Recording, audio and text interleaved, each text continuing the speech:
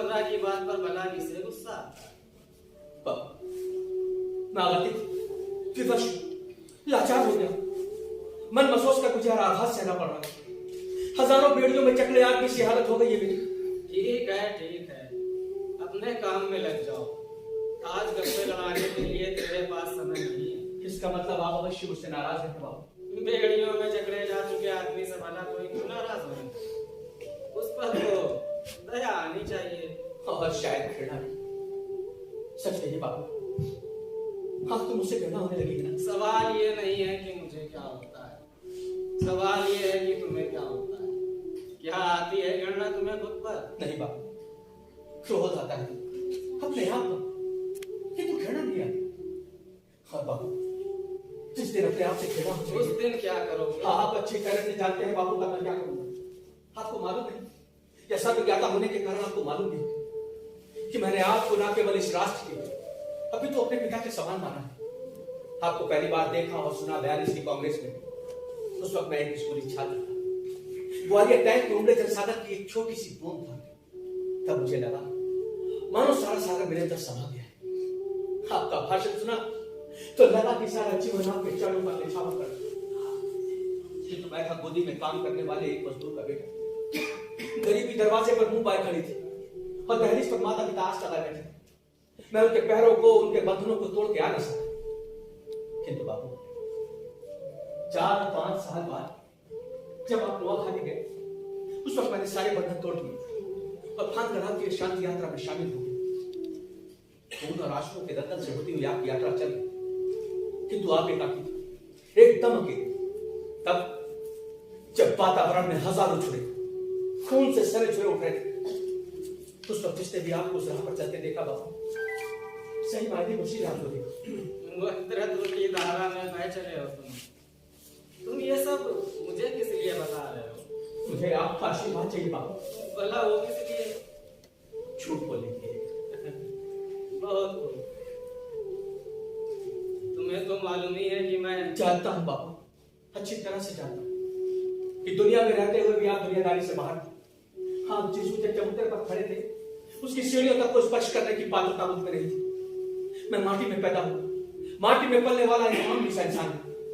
किंतु बाबू, मैंने हमेशा प्रयास किया है अपने इस माटी के जीवन में आपकी दिव्यता की चंद किरणों को थामे रखूं, कम से कम अंतिम सदे पर पकड़े रखूंगा। किंतु दुर्भाग्य से बाबू, आज मैं ऐसे लोगों से घिर गया हूं जिन्हें आपकी प्रेरणाएं समझ में नहीं आती, सिर्फ आपके पुत्र समझ में आते हैं। हम लोगों ने आपके सुंदर जीवन को एक चिकना चुपड़ा संगमरमर का पत्थर बनाना छोड़ा है। फिर वक्त लगे हो भाषण करने, हो सकता है उन्होंने मेरा पत्थर बना रख छोड़ा, किंतु तुम स्वयं भी तो मेरी आम सभा बना रहे हो, चौपाटी वाली। बाबू देखो, शायद घंटी बज रही है, विरोधी दल के नेता तुमसे मिलने आए। किंतु बाबू, जाओ बोलो झूठ उनसे। ठीक है बाबू, ठीक है।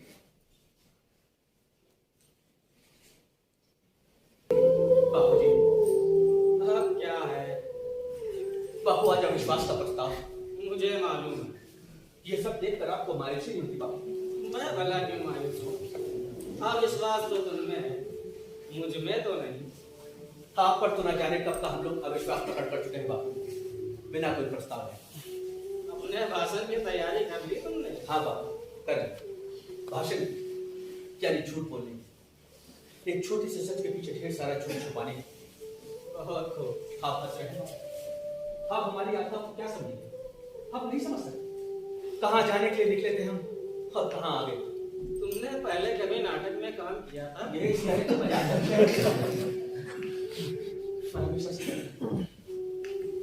लोग कहते थे कि राजनीति चोर चप्पो की क्षण स्त्री हो जाए, किंतु हमारा मानना था कि इस धारणा को आपने झूठा साबित किया। यहीं पर आपने सबसे बड़ी क्रांति, राजनीति शब्द को भिन्न परिभाषित अर्थ प्रदान किया, सत्ता के चक्र को सेवा के मंदिर में बदल दिया। किंतु ये केवल कुछ समय कुछ काल तक ही रहा। आपको याद है बाबू, आप कलकत्ता से दिल्ली गए, आपके साथ चली उस टोली में मैं भी था। स्टेशन पर आपका स्वागत करने के लिए गृह मंत्री सरदार वल्लभ भाई पटेल भी उपस्थित थे, किंतु वो भी कुछ स्वागत, आपका आशीर्वाद भी, आपके चरणों के पास बैठकर आपको अपने पुत्र से भी प्रिय सरदार पटेल, क्यों उन यादों को प्रेम है?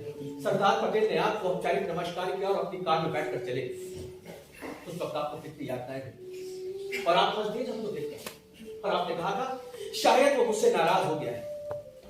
आप तो हंस दिए थे बापू, किंतु हमारे आंसू रोके नहीं थे। प्रसंग भी ऐसा था कि आसमान को विस्तृत किया जाए, किंतु बापू सरदार पटेल का गुस्सा होना कारण नहीं बल्कि अपरिहार्य। वो तो आपकी दी हुई मशाल को ऊंचा उठाए चल रहे पर एक आप थे कि उनकी राह पर अंधकार के पहाड़ पर पहाड़ खड़े किए जा रहे थे। बाबू मैं नहीं जानता कौन गलत था कौन सही।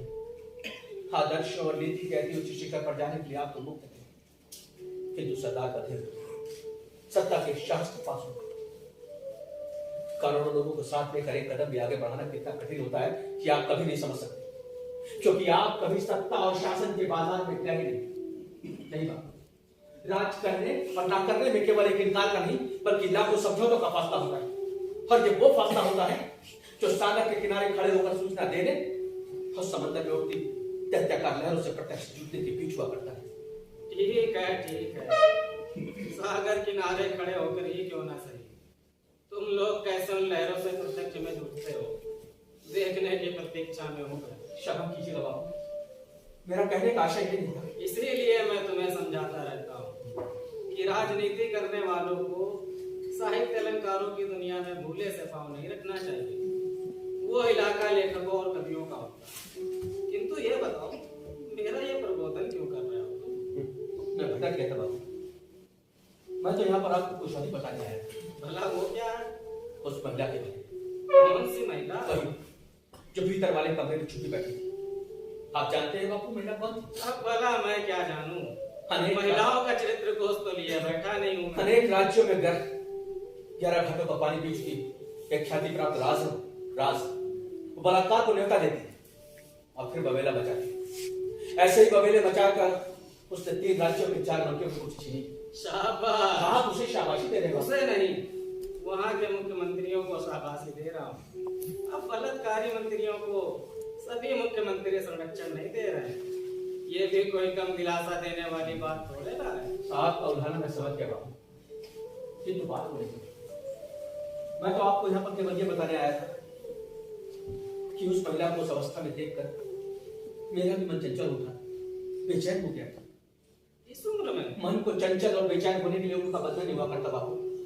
ये तो किसी भी उम्र में चंचल हो सकता है। नोआ खाली में स्वयं उस बात को रहने दो, आगे बोलो। आप तो जानते ही कि सारा जीवन मैंने अत्यंत संयम और निष्ठा से काम लिया है, किंतु आज मैं अपना संतुलन गवा बैठा। अब इसमें भला मैं क्या कर सकता हूँ? बापू मुझे डर है, अगर एक बार संतुलन गया तो बार बार जाएगा। यदि एक स्थान पर गया तो अनेकों स्थान पर जाएगा। उदाहरण के लिए सोनिया। हाँ बापू, सोनिया। आपको तो सब कुछ मालूम है। वो मुझसे असीम प्रेम करती है। मुझसे प्यार करने वाले, मुझसे घृणा करने वाले सबकी नजर मेरे मंत्री पद पर होती है, किंतु सोनिया ही अकेली ऐसी जो मुझ तक सीधे पहुंचती है। 10 साल तक मैंने इस प्यार को स्फटिक के समान निष्कलंक रखा है। कागजों के फूलों के अंबार के बीच में रजनीगंधा का वही एक अकेला और सच्चा फूल है जो सच झुका रहता है। किंतु बाबू, आप मुझे क्या यदि वो मेरे सामने आ गई तो मैं क्या करूं? कैसे में बताइए बाबू, मैं क्या करूं? 15 दिन अनशन। किंतु बाबू, समझ गया, वो तेरे से नहीं होगा। फिर एक मार्ग और है। कौन सा बात है? उसे लेकर किसी डाक बंगले में 8 दिन रहो, केवल 2 दिन। नहीं बाबू, जो आपसे हुआ वो मुझसे नहीं हो सकता। मेरे जैसे वैसा नहीं कर सकते। फिर तो अंतिम और तीसरा एक ही मार्ग है, उसकी खोज तुम्हें स्वयं ही करनी होगी। मैं वो खोज नहीं करूंगा। अब जाओ, सभा का समय हो गया। ठीक है बाबू, ठीक। आज भी आप बिना कोई सहायता किए मुझे अकेला समंदर में ढकेल रहे हैं, किंतु मैं लड़ूंगा बाबू, मैं लड़ूंगा। मैं जानता हूं बाबू, आपने मुझसे बोलना छोड़ दिया, लेकिन अब तो मैं भी नहीं चाहता कि आप मुझसे कुछ कहें। सिर्फ इतना चाहता हूं कि आप मेरी बातें सुनें। बाबू, आपके सत्संग का लाभ मुझे बहुत बड़े समय के लिए, किंतु हमारे बीच ये संभाषण, ये संपर्क अखंड रूप से चलता रहा। हाँ, किसी भी बात छत का सहारा लेकर जिस प्रकार झाड़ मानो लटकता रहता है, उसी प्रकार हमारी भी सारी जीवन शक्ति इन्हीं धर्म संकेतों पर निर्भर करती है। किंतु आज ये धर्म संकेत समाप्त हो गए, यानी सब कुछ खत्म हो गया। मैं जानता हूं बापू आप मुझसे नाराज हैं, किंतु नाराजगी हमेशा वाली नहीं है मुझे खिजाने या आड़े हाथों लेने वाली, बल्कि नाराजगी ही मुझे अस्वीकार करने वाली। अब आप कहेंगे मैं बस इतना कहना चाहता हूं कि आपने एक बहुत बड़े काम के लिए छोटे से आदमी खपराइल की माटी के दिए को एक ऐसा निरा दूर करने के लिए भेजा जो हजारों पेड़ों की मशाले जलाकर भी दूर नहीं किया जा सकता। वो माटी का दिया उस अंधेरे को क्या दूर करता बात सर, हम अपनी ही रोशनी दो, अपनी ही रोशनी तो ऑन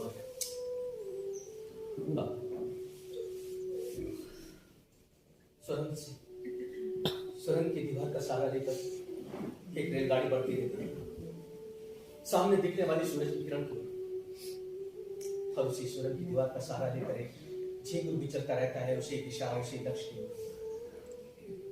अक्सर वो झींगुर उस लक्ष्य तक नहीं पहुंच पाता, ना सही आप भी नहीं पहुंच पाए थे। धरती को उठाव देने वाली ये दुर्घटना में आपकी रेलगाड़ी की दूसरी सुरंग की पटरी पर पलट कर निकल गया। इसलिए बात लक्ष्य तक पहुंच पाना ना पाना महत्वपूर्ण नहीं होता, हम किस दिशा में चल रहे हैं ये महत्वपूर्ण होता है। मेरी हार हो गई है, मुझे स्वीकार है, किंतु इस हार ने मुझे बहुत बड़ा दिलासा दिया है।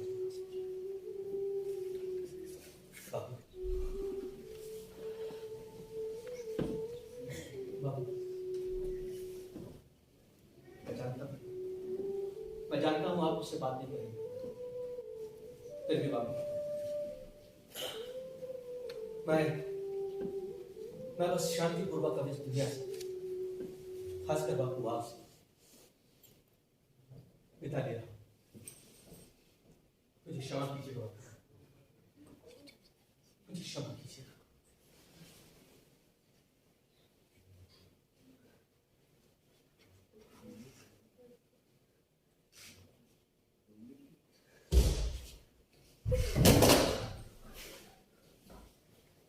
लक्ष्य प्रीति आशा की क्या होती कभी पूर्ति, पागल से पूजते हम, खंड खंड हुई मूर्ति, खंड खंड हुई मूर्ति।